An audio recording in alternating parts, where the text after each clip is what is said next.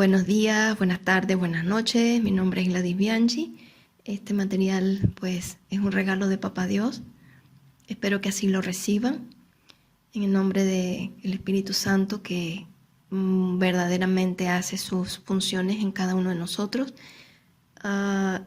Fui inspirada a escribir. Tengo problemas para escribir. El libro es un machote. Fue seleccionado por la editorial Claretiana, me llamaron por teléfono, me dijeron que el libro era inédito, que era muy bueno, muy profundo, pero que El amor a Dios no era un título comercial, así que Dios no es comercial y eso ya lo sabíamos todo. Por otro lado, estuvo en la Feria Filú en el mismo año de su impresión. No fue más allá porque de verdad tengo dificultades para escribir y mucha gente me pedía autógrafo y no me salí corriendo asustada porque como una persona que escribe un libro tiene tantos errores ortográficos, ¿saben?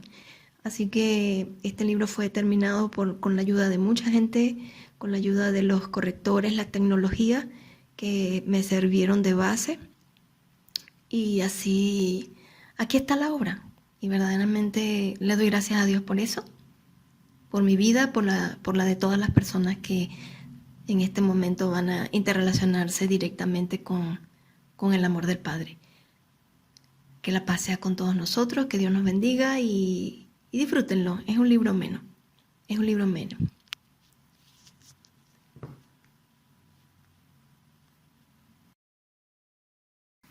Amor a Dios. Simplemente yo. El hombre vive atado a su inteligencia y al razonamiento de todas las cosas que conoce y puede comprobar o creer. Por tal motivo, podemos amar según la creencia, la religión o la fe. Todos consideramos que el amor existe donde el bien abunda. Sin embargo, este libro no es una búsqueda, es el resultado del propósito de amar al prójimo, pase lo que pase, digan lo que digan y hagan lo que hagan quienes nos rodean. El amor a Dios es lo que da sentido a nuestra existencia. Somos seres mortales por los siglos de los siglos, a menos que este libro se terminó de imprimir en los talleres de Intemprim. gladysbianchi00@gmail.com. Amor a Dios está dedicado para el perdón de los pecados. Gladys Bianchi. Índice de contenido.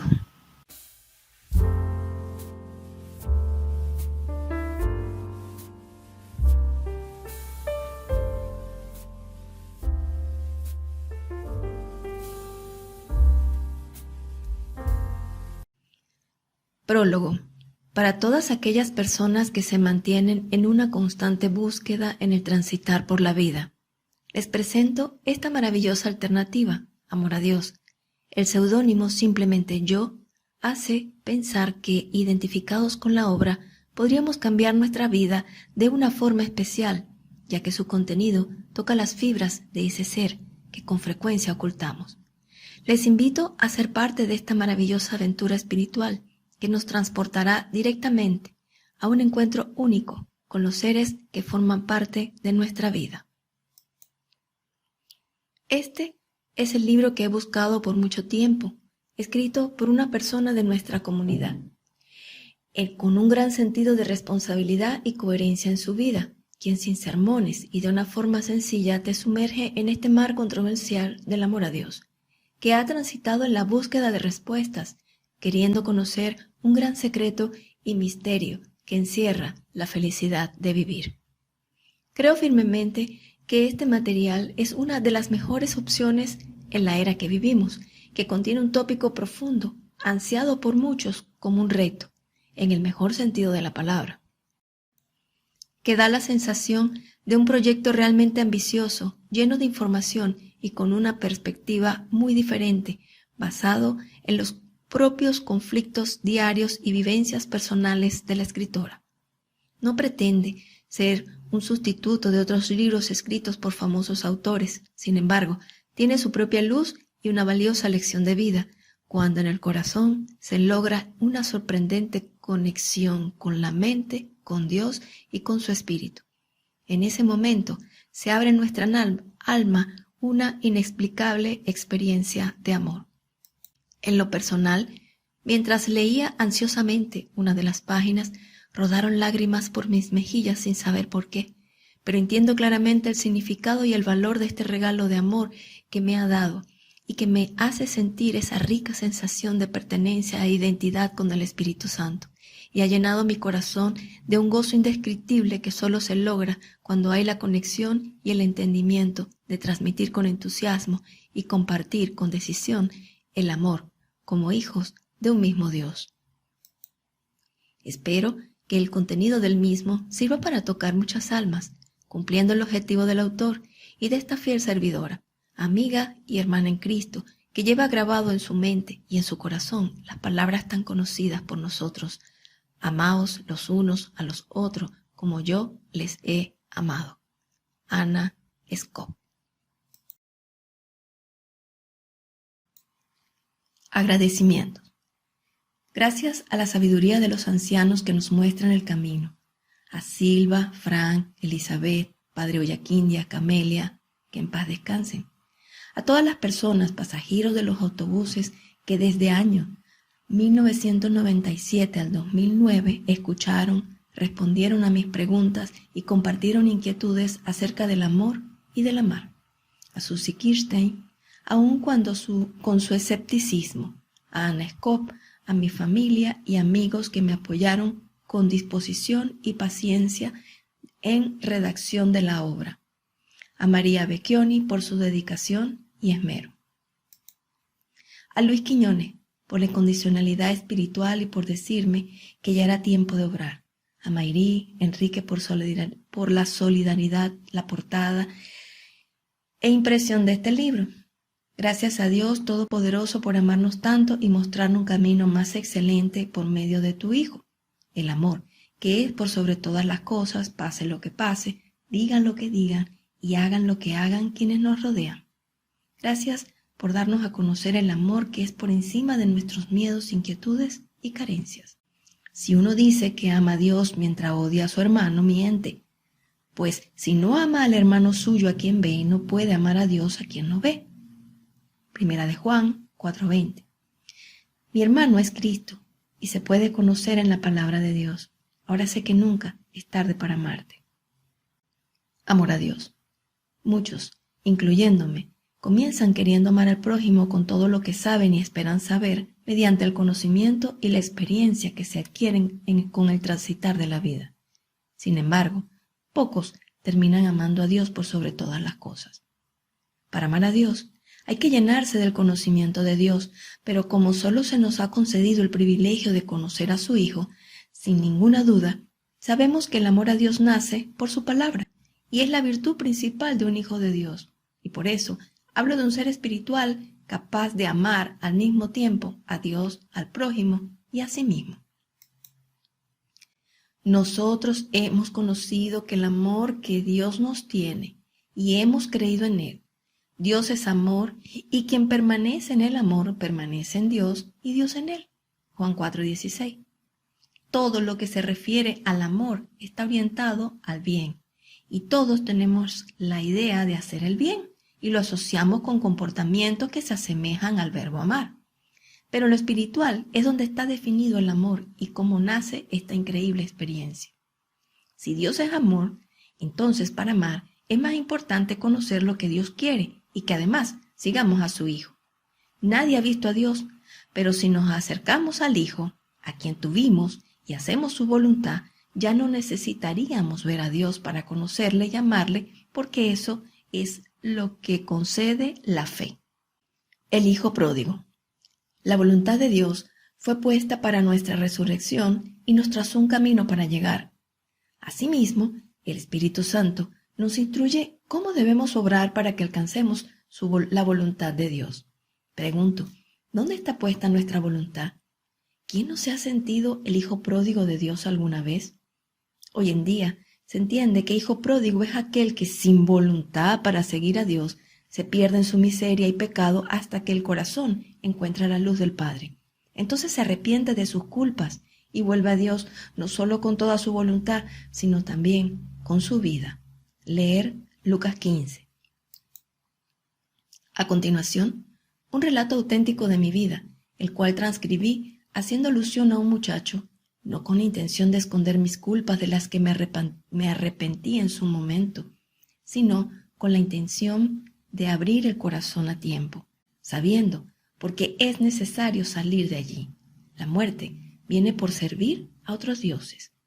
Sirvan al Dios vivo en Cristo Jesús, no solo con las rodillas, cuerpo, alma, mente y corazón, sino con la vida que se tiene, pues ella misma no es nuestra, viene de Él y vuelve a Él, pero nosotros tenemos condiciones para volver. Un hijo pródigo moderno. Esta es la historia de un muchacho que nació dentro de un hogar que se formó con la bendición de Dios. Pero cuando era niño, por las cosas del mundo, la madre se separó del hogar y antes de irse, lo encomendó a la Virgen María con sus oraciones y a Dios. El niño quedó a cargo de su papá y en la iglesia. Los domingos se reunía con otros niños y conversaban de Dios. Ninguno lo conocía, pero nada les faltaba. Al final de la conversación decían, Él siempre perdona. Obedecían los mandamientos cuando era fácil de cumplir y del resto se confesaban y se sentían seguros. Sin embargo, el muchacho se dio cuenta que no podía cumplir con ese Dios y tuvo pena en su corazón. Entonces, queriendo con todas sus fuerzas dejar de pecar, no pudo. Tanto fue su pecado que la iglesia no le perdonó más. Pero él aún seguía confundido. Tenía en su corazón ganas de amar a Dios, a un Dios desconocido. Amarlo en pensamientos, palabras, obras, misión y omisión, alma, mente, corazón y por sobre todas las cosas. Alma, mente, corazón y por sobre todas las cosas. Pero su conciencia estaba triste. Él no podía valorar ni ver todo lo que Dios le daba. Un día comprendió que su problema de pecados y mandamientos sucedía porque no amaba a Dios y por creer que el amor hasta que la muerte los separe solo era posible conforme al amor a Dios. Fue contento a confesar y decidir que tenía nuevos propósitos para vivir conforme a los mandamientos y que esta vez creía que sí lograría cumplirlos. Pero la iglesia no pudo recibirle separado de su mujer y ahora con pretensiones de hacer una nueva vida matrimonial con otra persona. Él estaba tan seguro de encontrar el camino hasta que la muerte los separe, que le pareció que en la iglesia donde estaba, Dios no existía. Él pensó que separado y vuelto a casar nunca sería digno de la presencia de Dios en esa iglesia. Él tenía en su corazón un camino que recorrer conforme al amor, y después de todo lo que había hecho, supo que el amor personal no es suficiente ni conforme al mandamiento. Entonces se fue no solo de su iglesia, sino del cristianismo para buscar al Dios de su corazón, al que sentía pero quería amar con todo su ser, con todas sus fuerzas y además cumplirle. Al irse, se llevó su libro gordo, viejo y roto, de tanto ojear sin entender, Biblia. Este fue el recuerdo que le quedó de su primera comunión. Pero, tristemente, al estar libre en el mundo sin darse cuenta, alejó su corazón de la idea de amar a Dios y no entendía para qué le servía el libro Biblia y dejó de leerlo. Ya no sabía cómo entender lo que le inspiraba. Estaba libre, sin orden ni mandamientos, pero aún recordaba algunas enseñanzas de sacerdotes y monjas. Las cosas del mundo traen la muerte y entre ellas el ocio. Quise hacer todo y nada al mismo tiempo. Tratando de no tener ocio en su vida, se dedicó a conocer y saber todas las cosas sin un propósito específico y olvidó la enseñanza de casa. Todo hazlo con amor a tu hermano. El chico se perdió de tal manera que observó todas las fuerzas sobrenaturales que existen. Santerías, caracoles, brujerías, adivinación. Tanto así que la palabra etcétera se quedó corta delante del deseo de encontrar el poder leyendo las cartas. Un día la suerte sobreabundó en él de tal manera que podía leer el futuro y decidió probarse a sí mismo con alguien especial y le pidió que tan pronto se cumpliera lo dicho, se lo hiciera saber. Después de unos meses, volvió esa persona para felicitarle y rendirle tributos porque lo imposible de la predicción sucedió. Acto seguido, El chico, entendiendo por fin las cosas del mundo, buscó las cartas y las echó a la basura. Cuando le preguntaron por qué lo hacía, él respondió: ¿para qué quiero saber el futuro si no lo puedo cambiar? ¿Cómo sabré si lo que deseo es lo mejor para mí? ¿Cómo puedo librarme del mal? ¿Qué sentido tiene devolver las hechicerías si uno también las hace? Recordó: líbranos del mal, que dice el Padre Nuestro, y salió de las fuerzas de la oscuridad con la esperanza de que algún día sería atendido por el Dios que le inspiraba, pero no conocía lo suficiente como para que naciera un sentimiento de amor para él. Entonces se dedicó a investigar la astrología y se preguntó: ¿qué mal hago conociendo por medio de la ciencia astrológica el destino del mundo? Es más, a Jesús lo visitaron los Reyes Magos gracias a la astrología. Era su argumento para debatir las enseñanzas del templo, y estando libre del cristianismo y entendiendo que en la Biblia los Reyes Magos conocieron a Jesús, que era un rey por las señales de los astros, se dispuso con más ánimo sin impedimento. Pero con los años apareció un pequeño detalle incongruente para su búsqueda de amor a Dios y meditó. El hombre puede llegar a conocer por señales astronómicas el común y las diferencias de las personas, sus fortalezas y debilidades. Además, puede conocer hasta el futuro de la existencia del planeta. Esto es verdad, tanto como la afirmación científica dice que todos moriremos, santos o no. Pero si alguna vez decides no ser Escorpión, Tauro, Aries, porque quieres amar al prójimo como a ti mismo, sin que tu naturaleza interfiera, las cosas cambian y las maravillas astrológicas no sirven. Mala no es la ciencia, astrología. Malo es no discernir para qué y cómo la usamos. No es malo la computadora, ni el juego de video, cine, discoteca, sino cuánto permitimos que el mundo nos abstraiga del amor al prójimo, la hermandad, misericordia y el amor a Dios. El muchacho obró dejando estas cosas también. Por la ciencia podemos llegar a Dios, pero Él las sobrepasa todas. En el oscurantismo jamás encontraremos al Dios de amor, ni el amor al prójimo. No pasó mucho tiempo cuando también encontró los libros del mundo y comenzó a estudiar la metafísica, y siguiendo sus enseñanzas creía que podía ser mejor persona, y le vino la idea de que si cambiaba para bien, Dios se dejaría conocer. Entonces comenzó a practicar las afirmaciones y los pensamientos positivos para convertirse en un hombre de bien. Sin embargo, al año encontró escrito en una de sus páginas: yo soy. En la metafísica entendió que él mismo podía llegar a ser un Dios utilizando los argumentos de que estamos hechos a su imagen y semejanza. Yo también sabía que Dios dijo a Moisés llamarse yo soy el que soy. Entonces, el chico, indignado, comenzó a llorar, porque en su deseo de conocer a Dios no se podía imaginar a él mismo, pecador, semejante y obrando como un Dios. ¿En qué somos semejantes?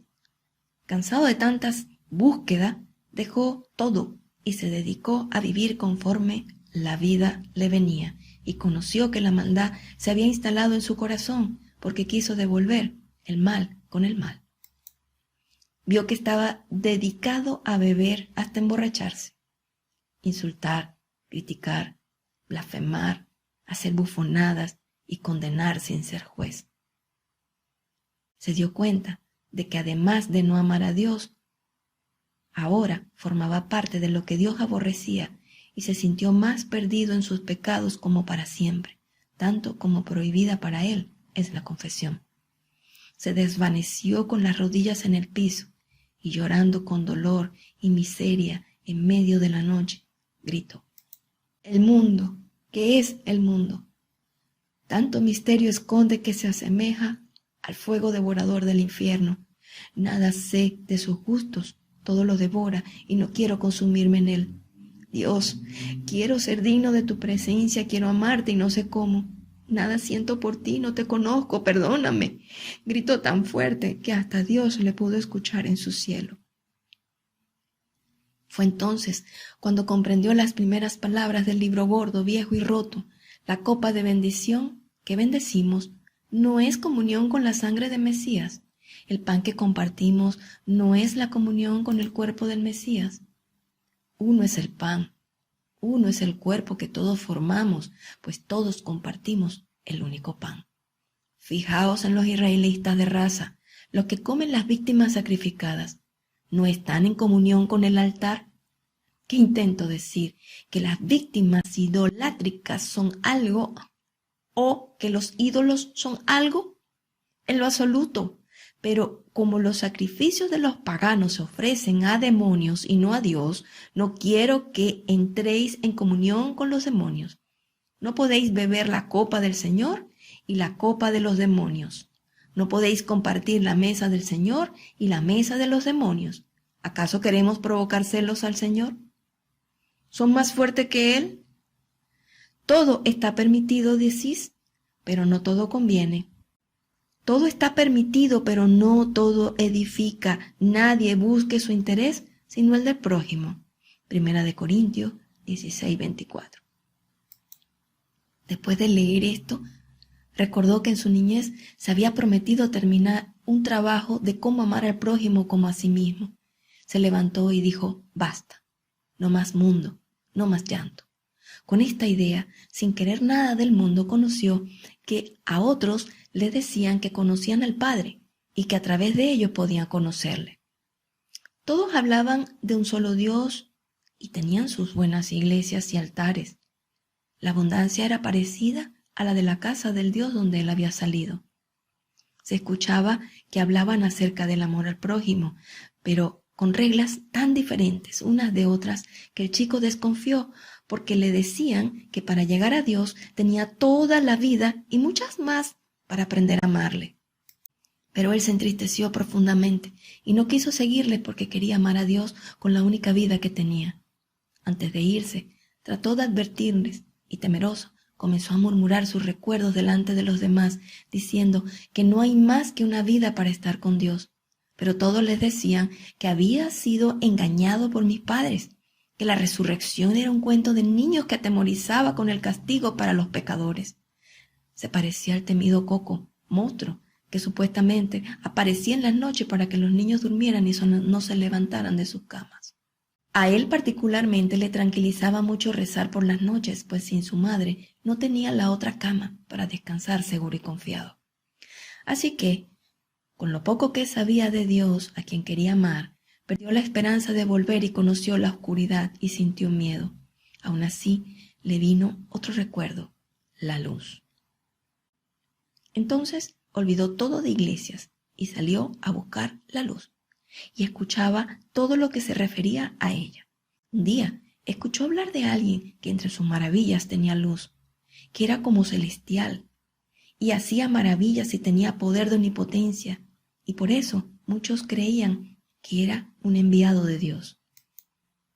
El muchacho sintió el deseo de seguirles, pero al mismo tiempo su mente ya cavilaba sigilosamente con una voz dentro de él que le dijo: ahora ya sabes que es la oscuridad, y si consigues la luz, no la pierdas por nada del mundo.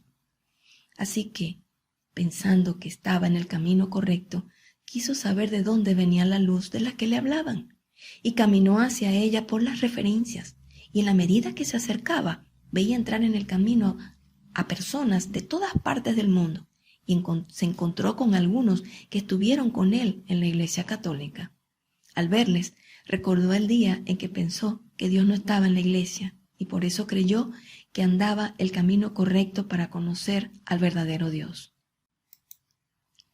Se animó tanto que esta vez quiso aprender y cumplir de tal forma que se dedicó un tiempo a conocer la doctrina y todas las formas que existían para estar en la luz de la que había hablado. Con el tiempo, su corazón se fue llenando de esperanzas y de una emoción muy grande, porque empezó a sentir que estaba cerca y pensó que ya estaba listo para ir a conocer a su Dios y que esa luz era su señal. Estaba dispuesto a ser el servidor, lo que nunca pensó cuando estaba en la iglesia que le dieron a conocer sus padres. Sintió que en el servir estaba la obra de amar a Dios y se destacó de tal forma que vinieron los empleados del poseedor de la luz a decirle que ya estaba listo para verla y la condición era ponerse de rodillas del que tenía la luz. Esto era delante de un altar también. En ese momento recordó cuando le advirtieron en la iglesia que ponerse de rodillas fuera de la casa de Dios es convertirse en el hijo de otra casa. Recordó que en la iglesia cristiana jamás le obligaron a ponerse de rodillas. Era él quien se arrodillaba cuando trataba de escuchar a Dios y sintió que esa no era la luz que estaba buscando. Y lleno de tristeza por su comportamiento para con los de la casa de Dios, volvió la vista atrás recordando y observando todo el mal que había hecho. Y pensó que su Dios no le perdonaría. Y habiendo conocido la oscuridad total del mundo, temeroso y sin saber a dónde ir, prefirió quedarse allí. Se sintió sin esperanza de servir a Dios dignamente en su casa. Sin embargo, antes de ofrecer sus rodillas al piso por la condición de omnipresencia que le habían dicho, quiso probar a ese Dios y puso una condición y le dijo con conversación en su mente: antes de ponerme de rodillas ante ti, he decidido confiar ciegamente tanto como nunca lo hice con ningún Dios. Sacaré todo el dinero que tengo en mi cuenta para comprar algo del mundo, no para mí, sino para mis seres queridos. Y dejaré dinero para la cena de fin de año. Si eres como Dios, sabes que necesito vivir y comer después del 31 de diciembre. Así lo hizo. Sacó todo el dinero el día 22 de diciembre y día después de la Navidad, el 26, momento de retirar todo lo que le quedaba, descubrió que su dinero estaba intacto. Así que entró a la agencia bancaria informando el error porque él se había gastado todo. Algunos empleados se rieron porque era la primera persona que reclamaba por tener dinero de más en su cuenta. Al final, la despidieron del banco diciendo que todo el dinero estaba asegurado, que no se preocupara por nada. Sin embargo, antes de salir, escuchó algo que le dejó sorprendido. Mire, dele gracias a su Dios. Ojalá me hubiera sucedido a mí. Ese fue un regalo de su hijo, el niño Jesús.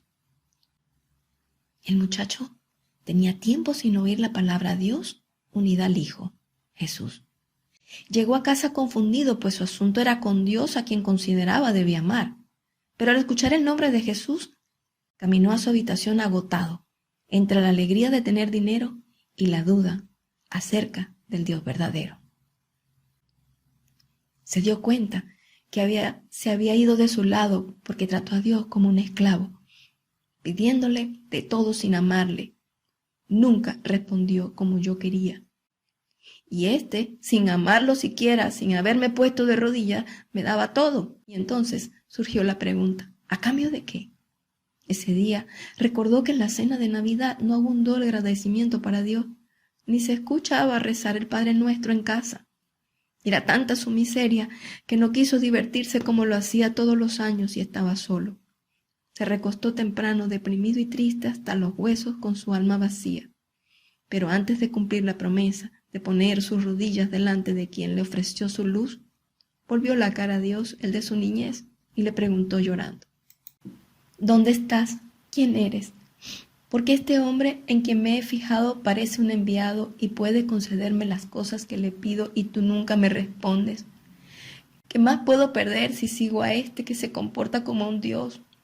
Dime si tú eres el Dios verdadero. Yo te quiero a ti, quiero estar contigo. Porque dices que todo es por medio de Jesús. ¿Dónde está Él? Me siento solo y vacío desde que salí de la iglesia. Siempre te sentí y no supe amarte, pero ahora ya no soy digno de ti. Estoy condenado y muerto en mis pecados. Ya no puedo verte ni hablarte, ni siquiera soy digno aquí, en este mundo, delante de la iglesia. He practicado muchas veces, esto no se puede leer, disculpe. Siempre lloro. Fue así. Durante la noche, mientras dormía, tuvo una visión. Y el hombre de la luz estaba asomándose por un balcón reluciente desde una torre blanca y lo miró como llamándolo. El chico, ya sin fuerzas y rendido, miró sus ojos y sintió que sin hablar le decía: soy yo, no temas. Ven a mí, hijo mío. Él, resignado sin respuestas de Dios, se dejaba llevar. Pero mientras el hombre de la luz extendía sus manos para recibirlo, sintió que algo se lo impedía y lo golpeó con todas sus fuerzas como echándolo de sus potestades. El chico, por el feroz movimiento, fue librado de la mirada del hombre de la luz, por lo que su atención se desvió para saber quién le había molestado. Su vista se paseó en esa dirección y miró un sol de atardecer y a una paloma blanca atravesando que se alejaba hacia el oeste, tanto como lo haría de él si se ponía de rodillas delante de otro Dios. Y con un susto como de muerte, aspirando todo el aire que pudo en sus pulmones, se incorporó sentándose en la cama, y su mente supo que el Espíritu Santo sí existe, que es Dios, que es verdad, y le había rescatado. Estaba con él, y conoció que Dios era el Padre, y sintió que estaba con él, y volvió a escuchar la voz de su niñez diciendo: busca a mi hijo. Feliz de despertarse, dijo: ¿para qué quiero dinero y fortuna? Ya te tengo a ti, Padre. Perdóname, enséñame el camino de vuelta a casa, estoy perdido. No soy digno de entrar en tu casa, mi vida ha muerto por mis pecados. Te la dejo para que la transformes en digna conciencia de estar contigo. Encendió la luz de su cuarto y abrió su libro gordo, viejo y roto. Así lo llamaba, porque no entendía el significado Biblia, y leyó. En el principio era el Verbo, y el Verbo era con Dios, y el Verbo era Dios. Este era en el principio con Dios. Todas las cosas por Él fueron hechas, y sin Él nada de lo que ha sido hecho fue hecho. En Él estaba la vida, y la vida era la luz de los hombres. La luz en las tinieblas resplandece, y las tinieblas no prevalecieron contra ella. Hubo un hombre enviado de Dios, el cual se llamaba Juan. Este vino por testimonio para que diese testimonio de la luz, a fin de que todos creyesen en él. No era él la luz, sino para que diese testimonio de la luz. Aquella luz verdadera que alumbraba a todo hombre. Venía a este mundo. En el mundo estaba, y el mundo por él fue hecho, pero el mundo no le conoció. A los suyos vino, a los suyos no le recibieron, mas todos los que recibieron, les dio potestad de ser hechos hijos de Dios. ¡Wow! Tanto buscar luz, y aquí estaba perfecto, la luz. Así continuó absorto leyendo por unos días todo el libro que se llama Juan. Comprendió que habían dos personas que se llamaban Juan. Uno le hizo comprender el arrepentimiento y qué significa el perdón del Padre. Recibir a su Hijo con el corazón, cuerpo, alma y mente.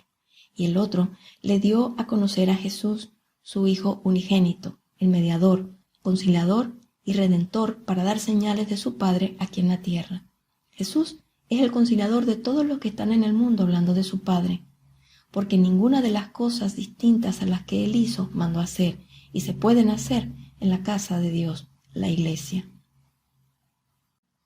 Y volvió a dirigirse al cielo y dijo: Padre mío y Dios mío, quiero amarte con toda mi alma, mente y corazón. Padre, obedecerte y amarte son una misma cosa. Quiero estar siempre contigo en tu casa. Muéstrame a tu Hijo para recibirle y estar siempre con él. Moralejas del Hijo pródigo.